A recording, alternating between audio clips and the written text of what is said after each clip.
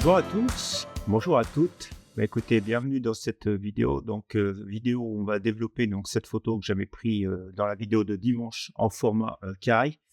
Et en fait, je voulais vous montrer sur ce tuto de développement justement toute l'importance de développement pour mettre en perspective ce que vous avez fait à la prise de vue. Donc, si vous vous rappelez à la prise de vue, ce qui m'avait intéressé et ce qui m'a interpellé, c'était ce lierre qui montait sur l'arbre pour aller atteindre la lumière en haut, au milieu de ce champ de fleurs qui, elle, profitait déjà de la lumière, de l'eau et de la verdure. Donc, du coup, ce qu'il va falloir que je fasse sur ce développement, c'est comment finalement je peux faire ressortir et mettre un petit peu plus en évidence ce lierre, parce que là, tout de suite, lorsqu'on regarde cette image, c'est bien entendu tout d'abord les jonquilles qui vont attirer l'œil, et donc on va essayer de ramener un petit peu plus de texture. Donc j'ai lâché le mot, et aussi de lumière sur le lierre et sur le tronc au premier plan. Donc, on va tout de suite passer dans le module de développement de Lightroom. On va faire un développement classique de l'image. Donc, ce que je vais faire, je vais légèrement exposer un tout petit peu plus mon image. Donc, quelque chose comme ceci. Alors, on verra que ça crée justement des zones de forte luminosité ici. Et on verra ça après. Donc, on voit tout de suite qu'en augmentant la luminosité, en augmentant l'exposition, on a perdu un peu du contraste, donc on va essayer de ramener un petit peu plus de contraste. On va simplement, cette fois-ci, augmenter un tout petit peu les blancs, alors pas trop, parce que vous voyez, en fait, le problème en augmentant les blancs, c'est qu'on va très vite, finalement, brûler ces couleurs un peu blanches sur les jonquilles.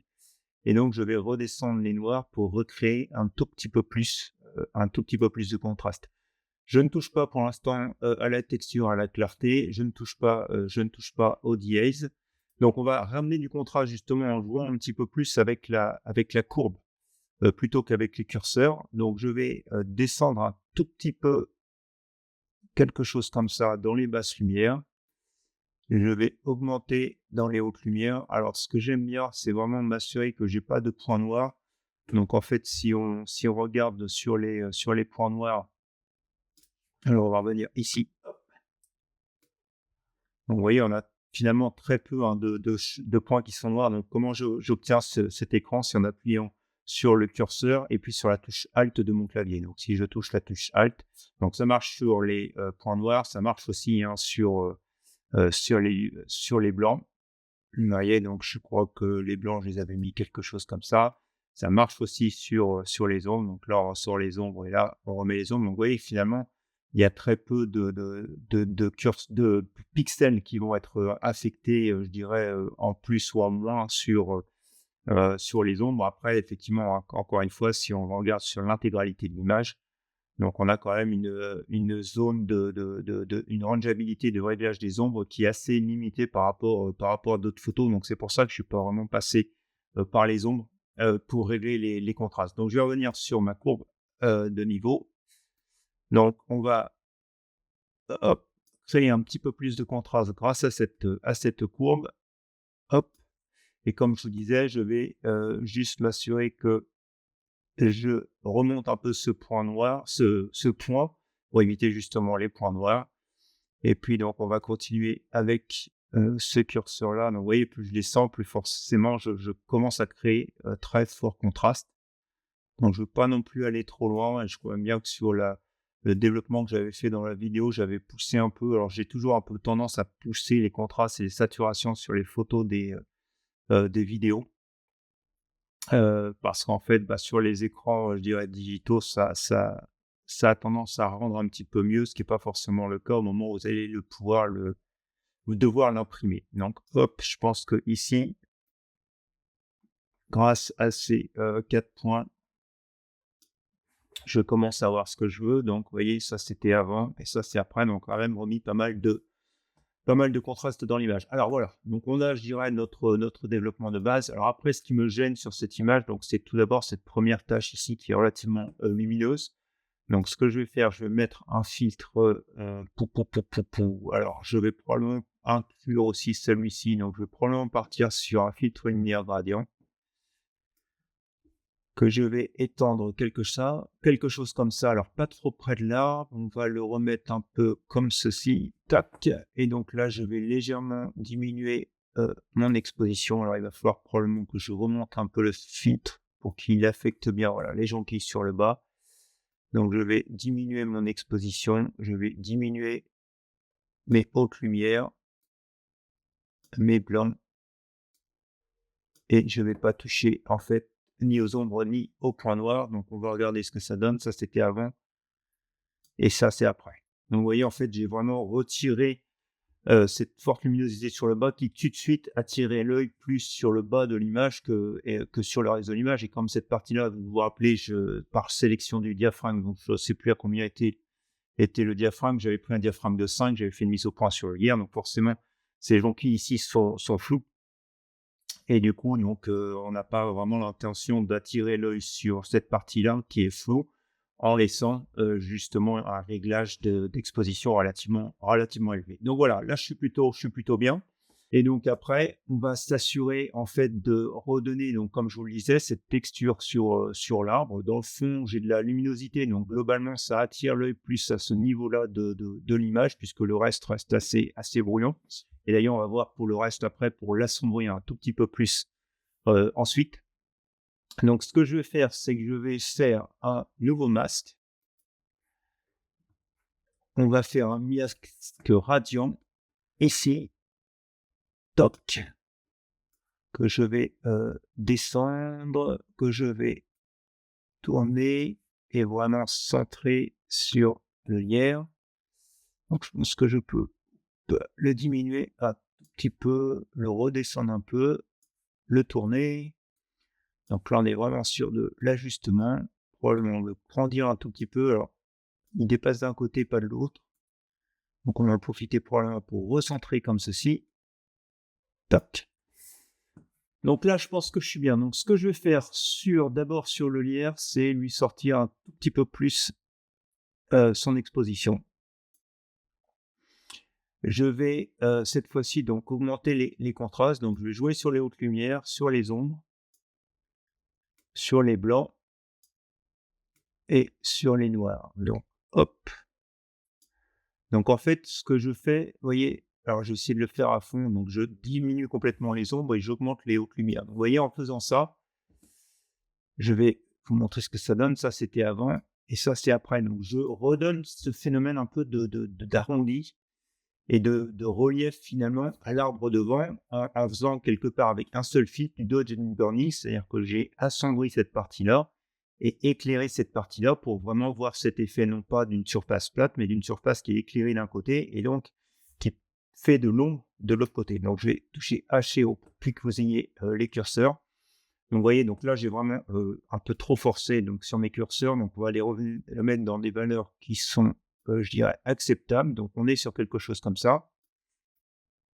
Vous voyez, et donc ça c'est plutôt pas mal. Donc ensuite, ce que je veux faire, c'est que je vais essayer de redonner de la texture sur mes feuilles. Donc ce que je veux, c'est les sélectionner. Alors, je vais vous montrer, en fait, c'est là où parfois les limites des filtres apparaissent dans Lightroom. Donc je vais d'abord sélectionner un filtre gradient que je vais mettre vraiment autour des feuilles ici. Tac. Et donc en fait, si je veux sélectionner les feuilles, je dirais que j'ai deux moyens. C'est ensuite d'essayer de faire une intersection avec un filtre. Hop, on va faire intersection avec un filtre de couleur. Donc là, il va falloir que je m'arrange de sélectionner uniquement que cette partie-là de vert de la feuille. Tac. Donc vous voyez que ça sélectionne pas trop mal, mais il reste encore un petit peu de choses sélectionnées ici au milieu, puisqu'il y a aussi du vert. Donc ça, c'est la première méthode. La deuxième méthode, mais qui va pas marcher beaucoup mieux, vous allez tout de suite le voir, ça serait de dire, bon, on va utiliser la luminance. Donc là, c'est pareil, j'utilise les parties sombres de la feuille. Mais là, encore une fois, sur la gauche, comme on a des parties sombres, elles se retrouvent sélectionnées aussi. Alors, on pourrait toujours aller faire un peu de réglage avec ce curseur. Mais vous voyez que c'est quand même très, très compliqué de sélectionner les feuilles uniquement avec ça. Donc, ce que j'ai plutôt la tendance à faire, donc on est parti, donc hop, je vais annuler tout ce que j'ai fait, je vais supprimer, je vais supprimer d'ailleurs tout le masque 3. Toc. Donc en fait, ce que je fais plutôt, c'est que je crée un masque. Donc avec la couleur, parce que je pense que c'est ce qui marche le mieux. Je sélectionne la couleur sur la feuille. Toc. Alors forcément, vous voyez bien que ça sélectionne à peu près tout ce qui est vert partout. Vous voyez le masque ici. Et c'est ce masque-là que je vais intersecter avec un pinceau. Tac, donc alors c'est toujours assez compliqué le pinceau dans Lightroom, je trouve, parce que quand on bouge la taille, c'est assez difficile. Donc vous voyez probablement, il est ici, vous voyez très mal. Alors ce que je peux faire, je vais essayer de diminuer ma photo, comme ça vous allez plus le voir. Donc vous voyez, il est ici le pinceau, là, juste sur la gauche du curseur. Donc on va faire quelque chose comme ceci. Hop. Et donc ce que je vais faire, c'est que je vais aller peindre sur toutes les feuilles. Donc il est probablement même d'ailleurs encore un tout petit peu trop gros, on va le diminuer. Et donc je vais peindre vraiment sur toutes les feuilles. Alors ça va pas être besoin d'être super précis, mais ça va du moins un peu moins sélectionner toutes les couleurs vertes qui sont autour. Alors c'est un peu plus long. Alors j'aurais probablement pu aussi directement d'ailleurs aller avec le pinceau dès le début, mais vous voyez que sur, par exemple, cette grande feuille qui est quand même assez intéressante. Alors là, je viens de rater un peu. On va faire marche arrière. On arrive quand même à sélectionner vraiment uniquement que la feuille. Donc voilà pourquoi je suis passé sur une intersection. C'est moins pire, je dirais. On va le dire comme ça, que si j'avais utilisé un pinceau tout seul. Top. Donc voilà, j'ai sélectionné mes feuilles et en fait, ce que je veux faire ici, c'est donc leur redonner un petit peu plus d'exposition. Alors, on ne va pas pousser trop, on va aller quelque chose comme ça. Et je vais aller rechercher tout de suite donc ce qui m'intéressait, donc c'est de leur redonner beaucoup plus de texture. Donc vous voyez, on pousse les curseurs à fond, vous voyez ce que ça donne. Donc on va aller. Donc là, je vais vraiment exagérer sur des petites surfaces comme ça, et contrairement à ce que je fais d'habitude où j'ai tendance à diminuer à l'autre sens la clarté, là je vais l'augmenter un tout petit peu. Et donc en fait, on va tout de suite toucher le filtre, donc le supprimer, ça c'était avant et ça c'est après. Donc vous voyez tout de suite la différence pour vraiment essayer de faire ressortir la nervure. Donc on va faire un dernier réglage ici justement où je vais pousser un petit peu les hautes lumières sur les feuilles et je vais redonner un peu de contraste. Voilà, petit minimum les ombres. On va faire la même chose sur les blancs. Vous voyez, au fur et à mesure que je pousse, je crois bien que je vais laisser mon curseur des blancs à 0 et sur les noirs, je vais le diminuer un tout petit peu. Tac. Et ensuite, on va prendre la pipette, sélectionner le vert. Hop. Et ce que je vais faire, je vais jouer avec la saturation du vert et la teinte. Donc, saturation, vous voyez ce que ça donne. Donc, on va juste le saturer un tout petit peu. Et sur la teinte, je ne veux pas aller chercher des choses donc qui sont plus, qui vont aller tourner de l'autre côté vers le jaune, mais vraiment pousser sur le vert. Alors pas non plus du vert chlorophylle, hein. Donc on va vraiment avoir un effet, un impact qui va être très faible ici. Et là, par contre, je ne vais pas du tout toucher à la luminosité de la couleur. Donc en fait, on va supprimer ici. Ça, c'était avant. Ça, c'est après. Donc vous voyez, très, très, très léger. Je dirais que c'est cette petite feuille ici, là, sur le milieu. Alors, il faudrait que je puisse agrandir mon curseur, mais hop, oui, c'est cette feuille ici qui se trouve le plus impacté. Je refais bouger l'effet, hop. Vous voyez, donc c'est vraiment tout est dans la légèreté. Alors je sais pas, j'hésite à pousser un petit peu plus encore ma saturation probablement. Ouais, je pense que là je suis mieux. Et donc en fait, pour terminer sur cette image, donc ce que je vais faire, je vais créer un autre masque linéaire sur la partie arrière. Et donc à ce masque linéaire, ce qu'on va faire, on va soustraire un objet, voilà, je l'ai trouvé. On va faire ça. Et voilà, donc il m'a retiré l'arbre. Et du coup, ce qu'on va faire, c'est que sur ce masque-là, vous voyez, je vais descendre l'exposition de l'arrière-plan. Donc on va pas faire quelque chose de comme ceci, hein, bien sûr, mais on va vraiment diminuer, son exposition. Probablement ici un petit peu moins de tiers de stop, diminuer les hautes lumières, renforcer les ombres et probablement que sur le filtre, linéaire qui composait ce masque, je vais le redescendre un tout petit peu. Donc on va regarder l'effet que ça donne. Ça, c'était avant, ça, c'était après. Donc je pense que je suis allé un petit peu trop sévère là sur mon exposition et sur mes hautes lumières. Donc on va, hop, aller probablement sur un tiers de stop, ça sera nettement suffisant. Ouais, voilà. Top. Et du coup, enfin, je sais pas si ça se rend, si vous en rendez bien compte, mais avec l'effet que j'ai donné sur l'arbre en jouant entre le côté sombre et le côté lumineux et en assombrissant maintenant l'arrière-plan, j'ai donné ce volume que je recherchais justement à mon arbre. Et donc cet arbre est en train de se sortir finalement de son arrière-plan et de devenir un peu plus en relief. Et donc aussi le lierre de ressortir un tout petit peu plus. Donc on va sortir des filtres, on va recentrer l'image. Donc on va les sélectionner, je vous les montre en mode comparaison. Donc sur la droite, vous avez l'image initiale. Sur la gauche, vous avez donc l'image que je viens de retraiter. Donc vous voyez, j'ai pas vraiment été très sévère sur mes réglages, mais par contre, ce que j'ai vraiment fait, c'est que j'ai fait ressortir énormément l'arbre et le lierre par rapport à cette image où tout avait l'air d'être un peu plat et tout avait l'air d'être un peu dans le même plan, finalement.